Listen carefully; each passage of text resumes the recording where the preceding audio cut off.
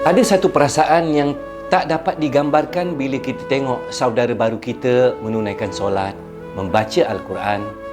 Bayangkan, mereka dulu tak tahu siapa Allah.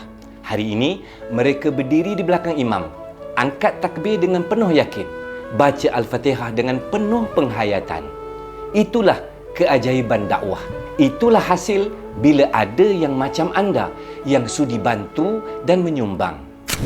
Hidayah Center Foundation bukan saja ajar ilmu, tapi sediakan keluarga, bimbingan dan tempat bergantung. Setiap sen anda bantu seseorang kenal Islam.